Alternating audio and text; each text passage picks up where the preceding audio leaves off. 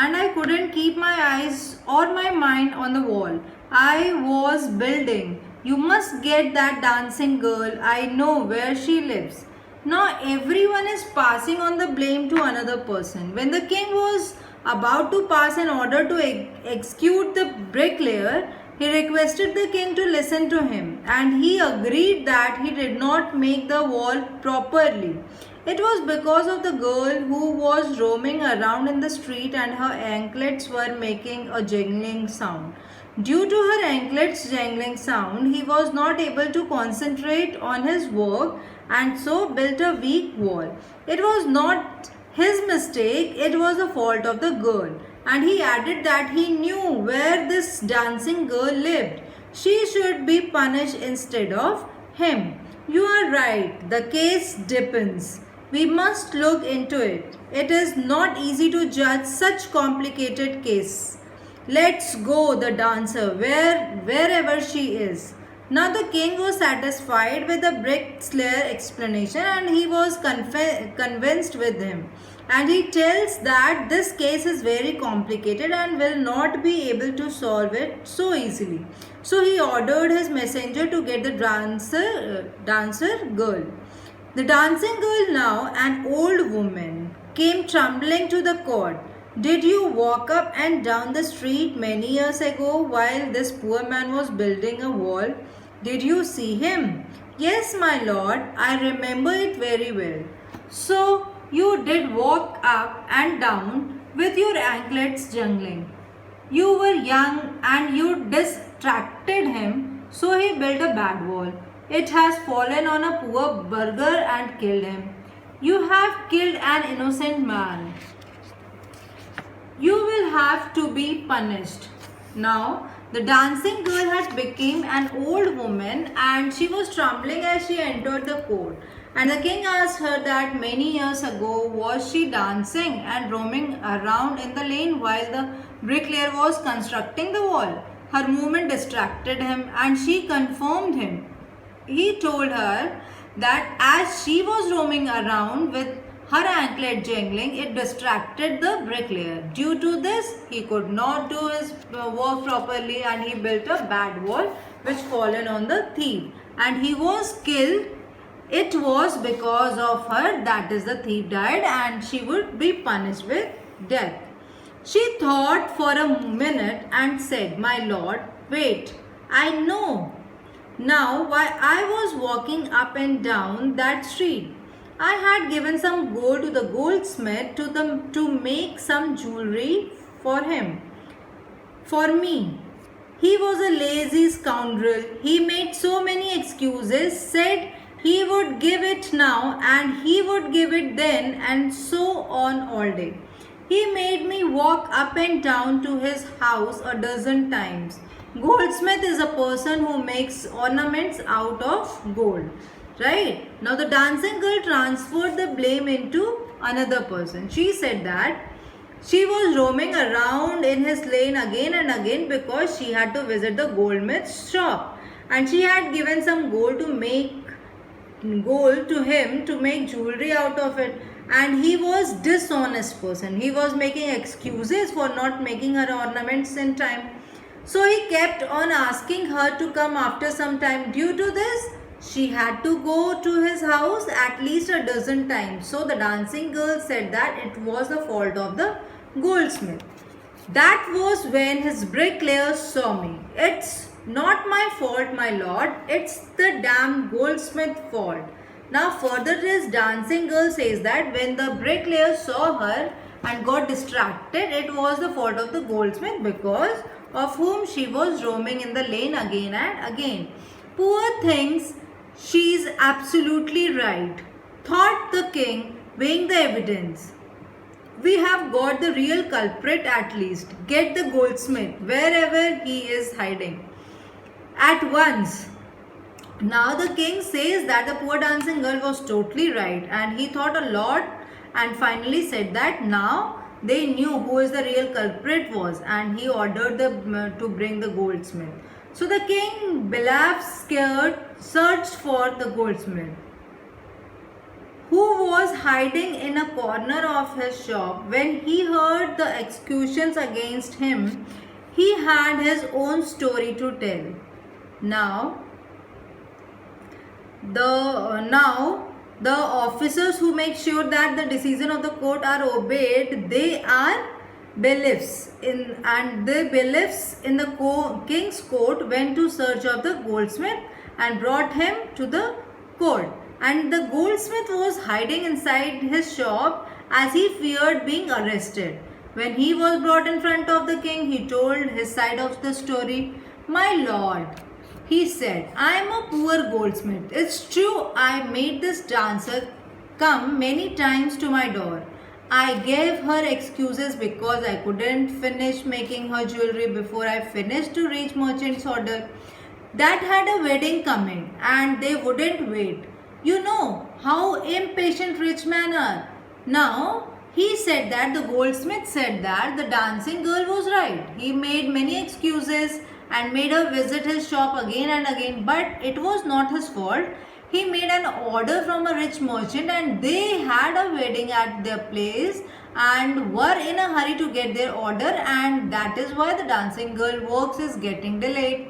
Who is this rich merchant who kept you from finishing this poor woman's jewelry, made her wake up and down, which distracted this bricklayer and which made a mess of his wall, which has now fallen on the innocent man and killed him? Can you name him? Now the king asked the goldsmith to name the rich merchant. The goldsmith named the merchant, and he was none other than the original owner of the house, whose wall had fallen.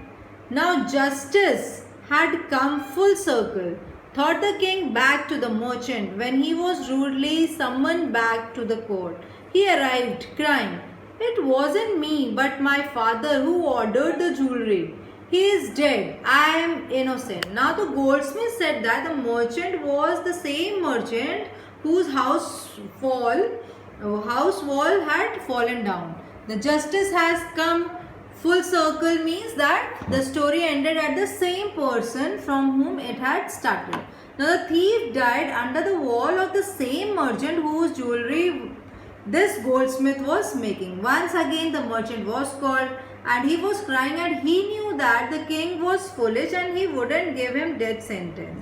So he said that it was not he who had ordered the jewelry, but it was his father. His father was dead and it was none of his fault. But the king consulted his minister and ruled decisively. It's true, your father is the true murderer.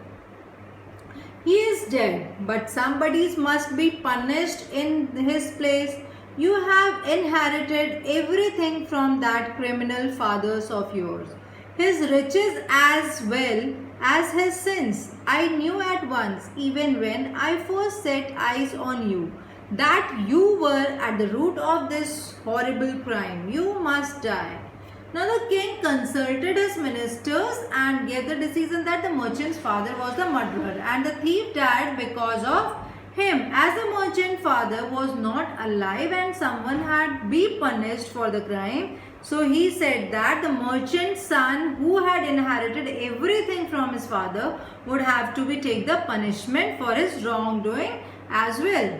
So he added that when he had seen the merchant for the first time, at that moment he had a feeling that he was the culprit. The king announced that now the merchant would have to die, and he ordered a new stake to be made ready for the execution. As the servants sharpened the stake and got it ready for the final impaling of the criminal, it occurred to the minister that the rich merchant was somehow too thin to be properly executed on the stake. So he appealed to the king's common sense, and the king too worried about it.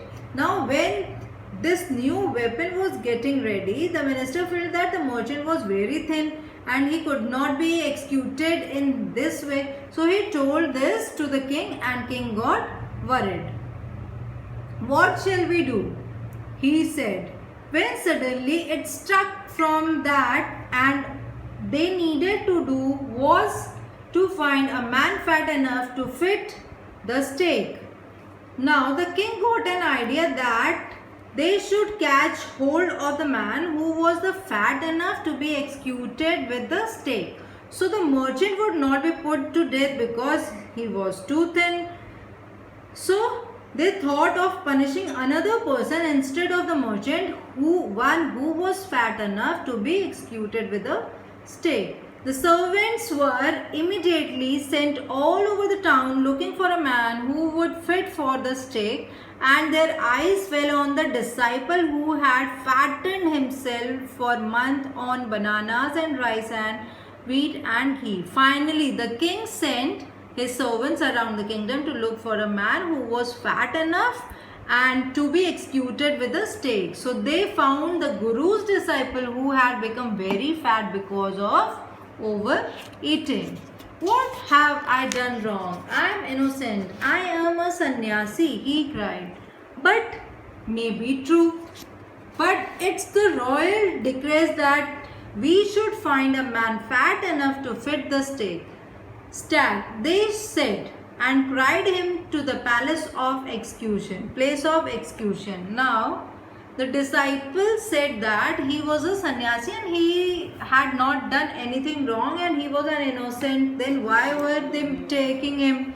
The king's servant said that he was innocent, but they were ordered to catch hold of a fat man who could be executed with a stake of his. He was fit for it, and it was why they were taking him along. He remembered his wise Guru's word. This is a city of fools. You didn't know what they will do next. Now the disciple is reminded of his Guru, and Guruji, who was a wise man, had told him that it was a city of fools and they could harm him. Now they were taking him along to execute him. So while he was waiting for death, he prayed to his Guru in his heart, asking him to hear his cry whenever he was. The Guru saw everything in the vision, and he had a magic powers. He could see far, and he could see the future as he could see the present and the past. Now he was helpless, and the helpless disciple prayed to his Guru and asked him to come to his and rescue. The Guru could visualize the disciple's message due to his magical power, and he could see everything. He could see the future, the present and the past, and he could see everything in the vision. He arrived at once to save his disciple who had got himself into such a scrape through love of food. Now the Guru arrived there to save his disciple, and the disciple was trapped in a difficult and serious situation, and they were about to execute him although he had not done anything wrong, and so the Guru became to rescue him from this situation. As soon as he arrived, he scolded the disciple and told him something in a whisper. Now, as the Guru met his disciple, he scolded him, and because he did not obey him and stayed back, so he whispered something in his ears. Then he went to the king and addressed him, "O wisest of kings, who is greater, the Guru or the disciple?" "Of course, the Guru, no doubt about it." "Why do you ask? Then put me on the stake first. Put my disciple to the death after me." Now the Guru tried to trap the king on his words, and he asked him, "Who is the greater between the Guru and his disciple?" The king replied that of course the Guru was greater. Now the Guru said that for this reason the king must execute him before executing his disciple.